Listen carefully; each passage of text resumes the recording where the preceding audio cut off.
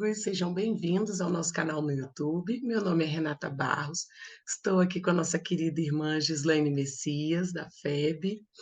Muito obrigada por aceitar o nosso convite, Gislaine. Obrigada a vocês a oportunizar, né, mais esse momento de reflexão em conjunto. É uma alegria para nós e estamos sempre à disposição. A Gislaine falará sobre o capítulo 8, Bem-aventurados os puros de coração. Então, vamos fazer a nossa oração inicial. Amado Mestre Jesus, agradecemos a oportunidade do trabalho no bem, que possamos apreender todo o conhecimento que a nossa irmã nos trará. Graças a Deus, graças a Jesus, que assim seja. A palavra é toda sua, Gislaine. Gratidão, Renata. E irmãos, não é, que nos acompanham nesse momento de maneira virtual e com todo carinho a gente convida a todos a uma reflexão, né? Uma reflexão acerca desse capítulo 8 do Evangelho segundo o Espiritismo. Esse livro, esse terceiro livro que foi organizado pelo nosso querido codificador Allan Kardec, após ele perceber que Jesus era central no desenvolvimento da doutrina dos espíritos. Então, ele sistematizou o Evangelho segundo o Espiritismo após ter concluído a obra O Livro dos Espíritos, que foi o primeiro livro organizado pelo codificador, e depois o Livro dos Médiuns, que trata dessa comunicabilidade entre nós encarnados aqui neste momento, né, que estamos nesse momento encarnados na matéria, e a comunicação com os espíritos que estão na erraticidade, que estão convivendo no plano espiritual. E o nosso codificador, ele traz nessa publicação, o Evangelho segundo o Espiritismo, os princípios, as bases, os fundamentos que a doutrina espírita oferece para compreensão do Evangelho segundo o Espiritismo. Então, a doutrina, né, Jesus deixa claro que ele veio continuar a lei.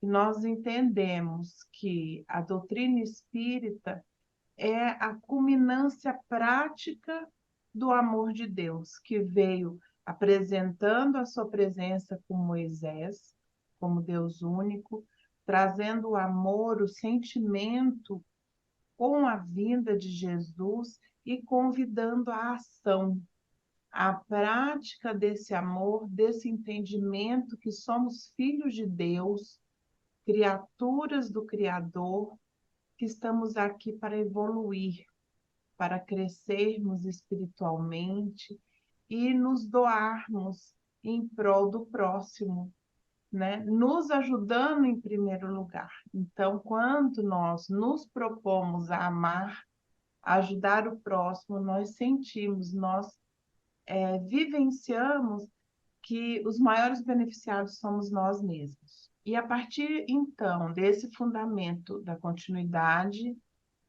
do amor, da existência do plano espiritual, da comunicação entre o mundo encarnado e desencarnado, e da reencarnação, da pluralidade, da existência da pluralidade dos mundos,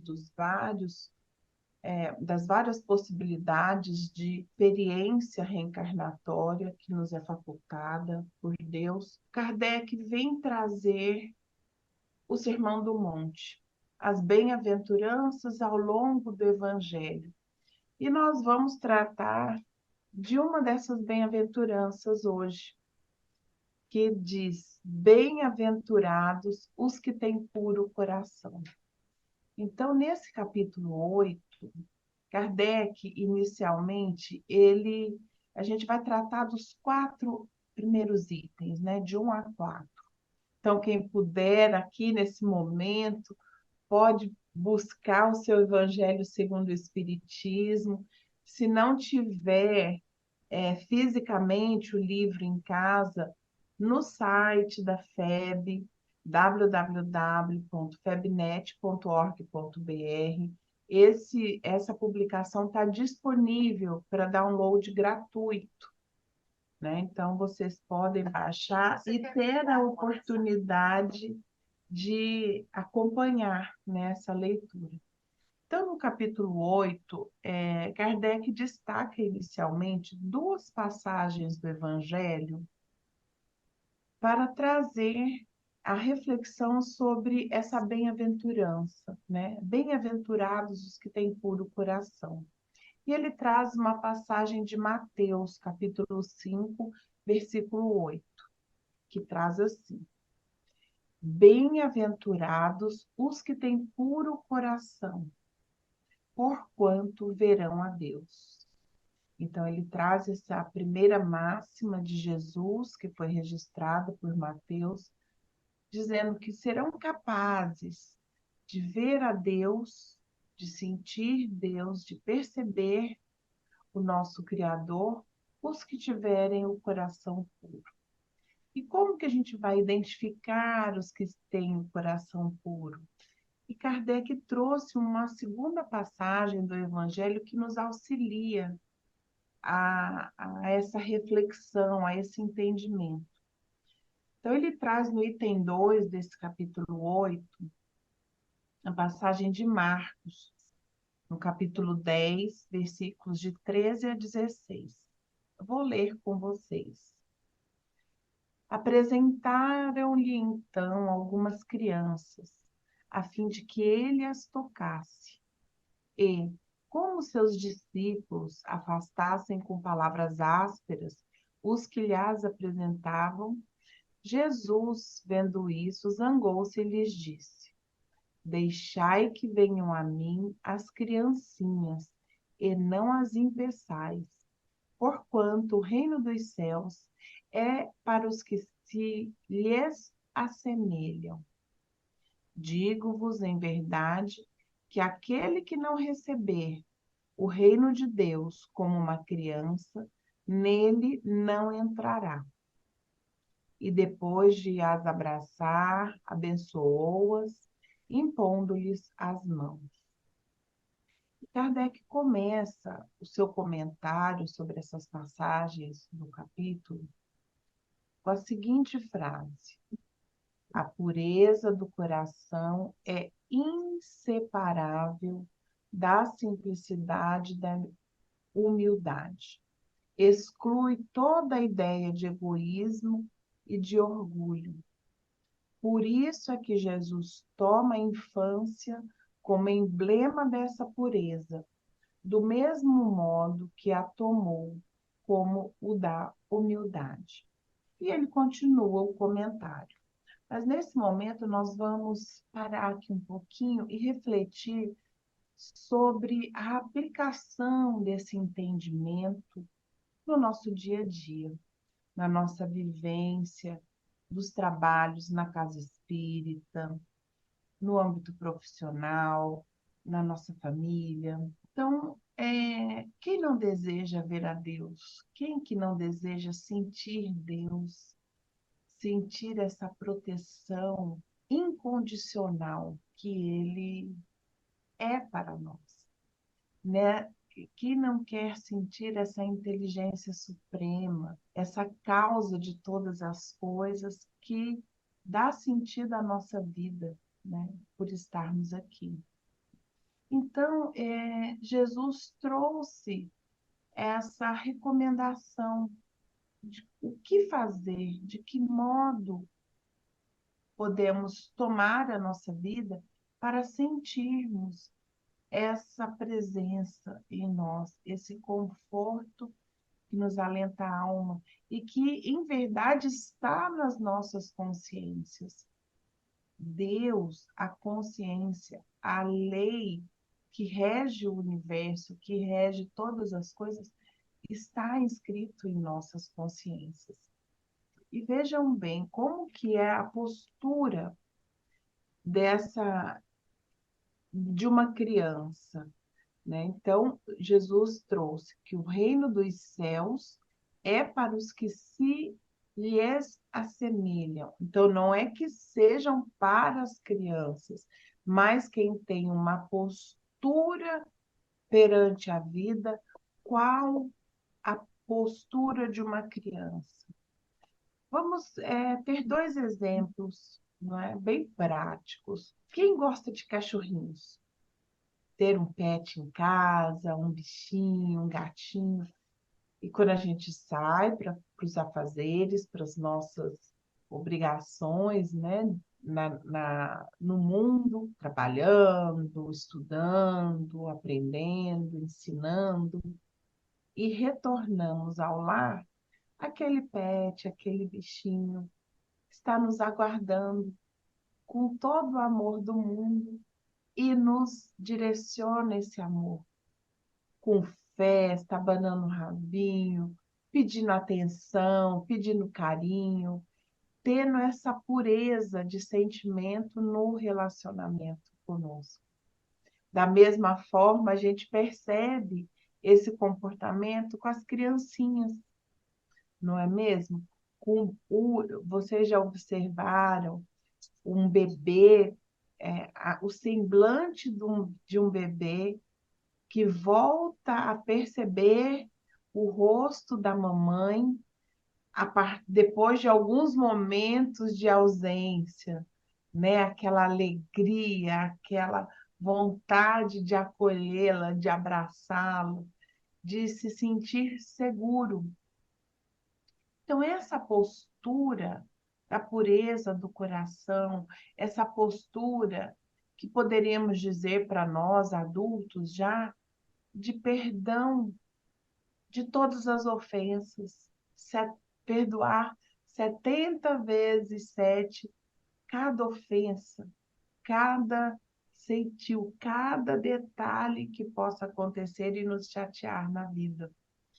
Então, se a gente cultiva no nosso coração esse desejo de compreender o outro, de perdoá-lo, sabendo que se ele falha, nós falhamos também.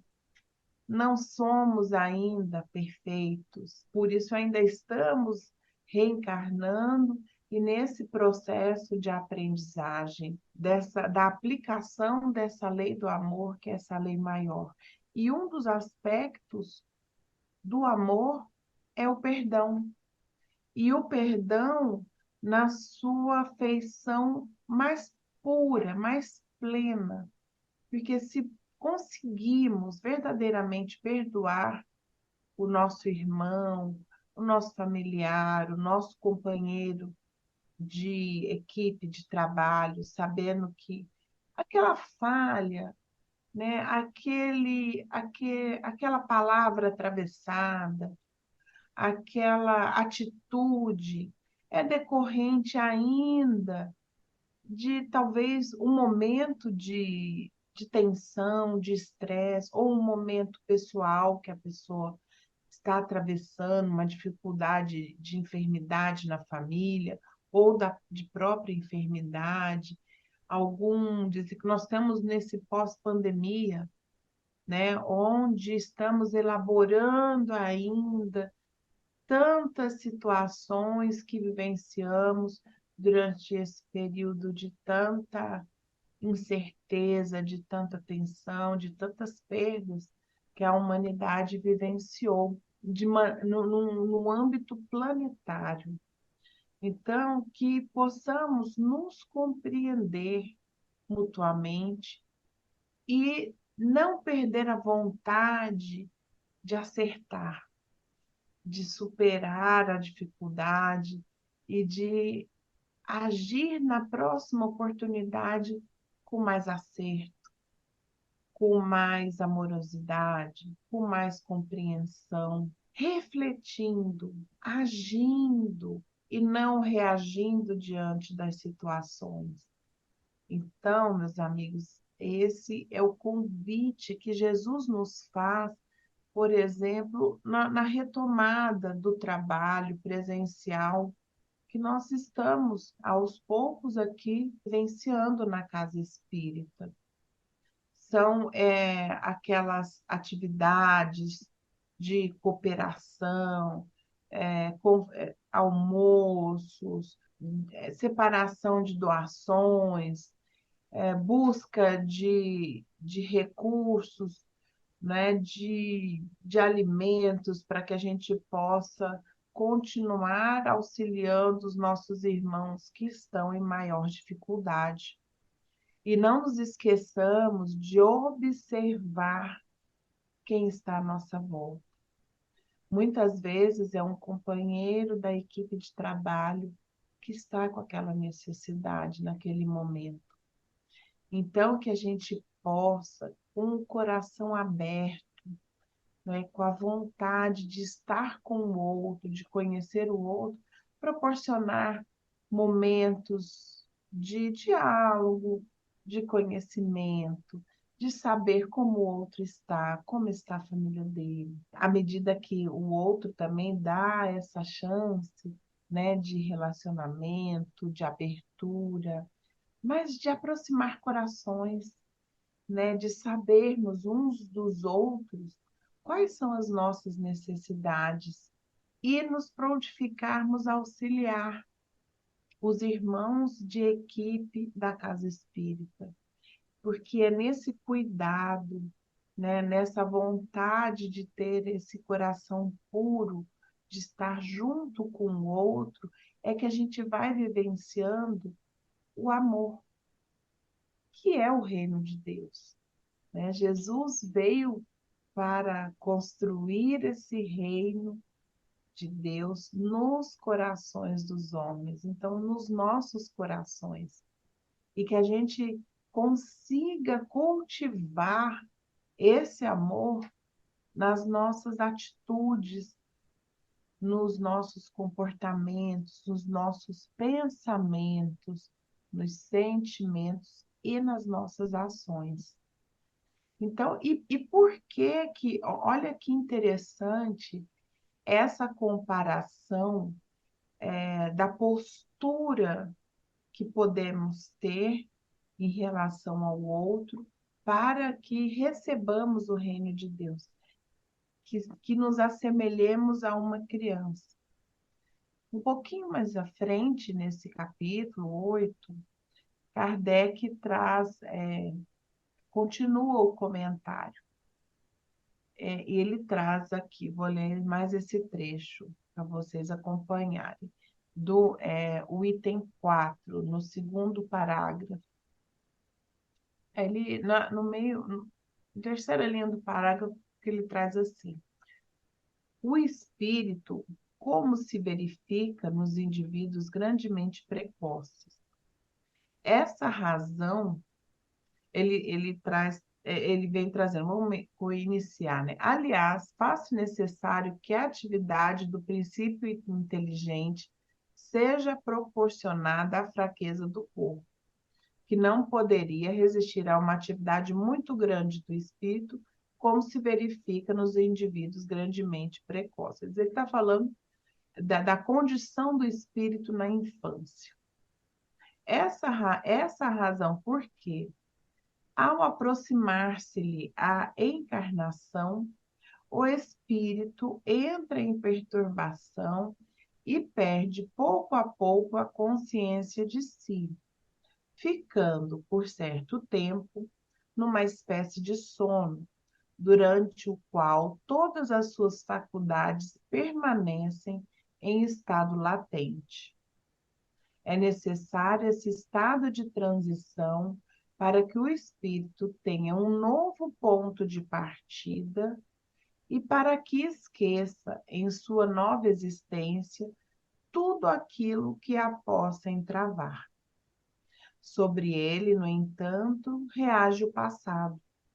É assim que o espírito renasce melhor, mais forte, moral e intelectualmente, sustentado e secundado pela intuição que conserva da experiência adquirida.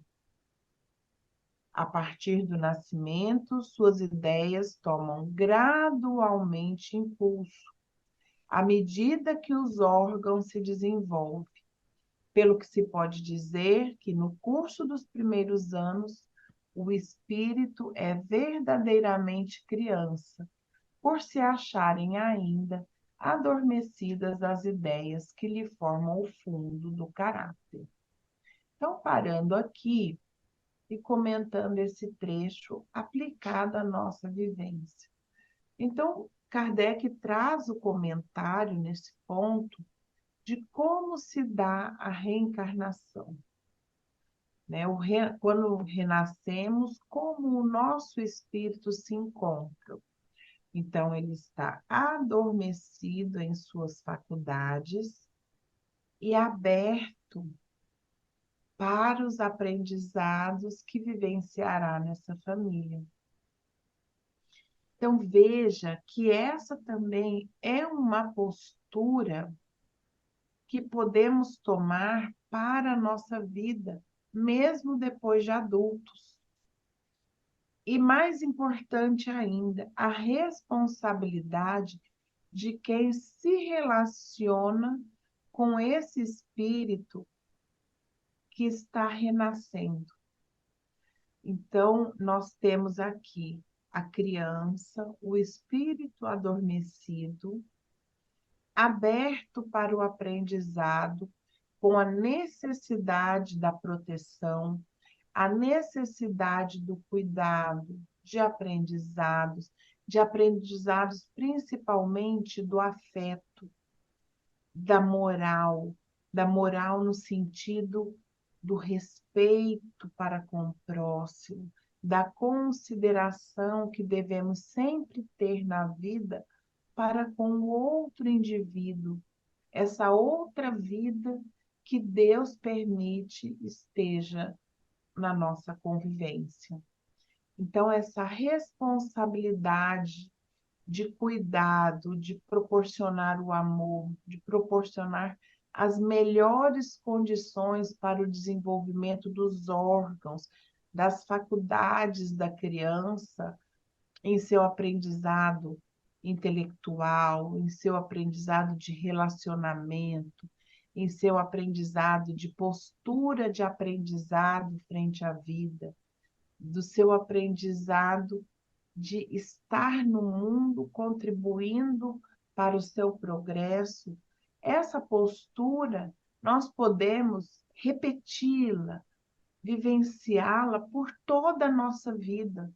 Então, quando somos líderes, quando somos responsáveis por nossos colegas, por um grupo de trabalho, ou quando estamos participando de um grupo de trabalho, somos também responsáveis pelo bom funcionamento, pelo bom clima de relacionamento, de trabalho naquele grupo ao qual pertencemos.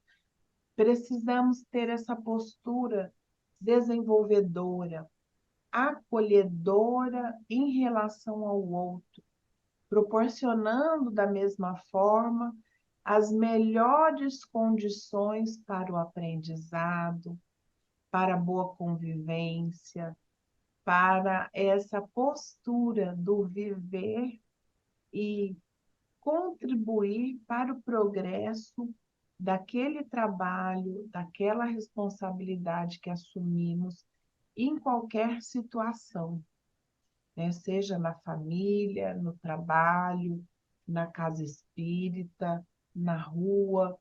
Muitas vezes estamos na rua e podemos proporcionar um sorriso para alguém, uma ajuda pontual, um auxílio momentâneo, que muitas vezes vai significar um refresco para aquela pessoa, um alento momentâneo que lhe revigora a alma, a coragem e a perseverança, né, das suas ações, da sua vida. Então, meus amigos, e precisamos continuamente cultivar essa pureza do coração, sempre buscando ter essa abertura, essa alegria constante de receber o outro quando ele se aproxima de nós, tal qual aquele pet que nós comentamos, né, aquele animalzinho que sempre está feliz ao, ao se deparar com seu tutor, com quem ele alimenta, com quem ele oferece carinho. Vamos lembrar também o oposto, né? Quando nós temos animais que infelizmente são maltratados, eles ficam acuados, eles mudam o comportamento, evitando qualquer tipo de contato com o humano, porque eles tiveram na sua experiência aquele relacionamento destrutivo. Da mesma forma, o ser humano sente assim também. Quando é submetido a relações abusivas, relações não edificantes, não desenvolvedoras, não protetoras, se ressente, cultiva mágoa, cultiva traumas que em algum momento vão precisar serem reparados, serem tratados, para que a gente consiga voltar a progredir, a curar aqueles momentos de infelicidade que vivenciamos. Então, o convite de Jesus traz a grande prevenção a qualquer tipo de dificuldade que a gente possa enfrentar. Então, se todos nós vamos sonhar nesse mundo de regeneração ao qual já adentramos, estamos nesse primeiro segundo de construção dessa nova era, da era do amor, onde o bem prevalecerá, não é? Nas atitudes, nos relacionamentos, que a gente possa, todos nós que estamos tocados pela palavra de Jesus, por esse convite à vivência do amor, que nós possamos nos esforçar para que esse relacionamento amoroso, edificante, aconteça onde estivermos,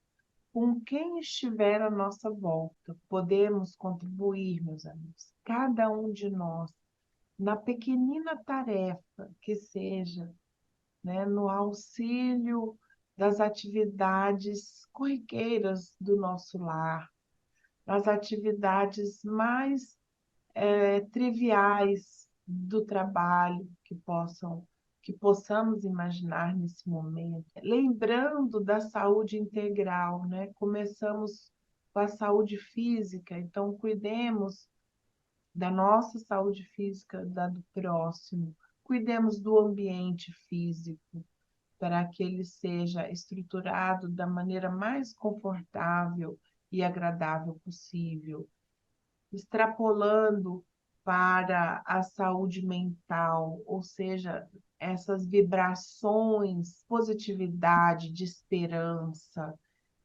de conectividade que a gente possa vivenciar com todos nós, tempo que nós tivermos, nas atividades que estivermos disponíveis para desempenhar a nossa inteligência, a nossa vontade de construir esse mundo cada vez melhor e mais amoroso.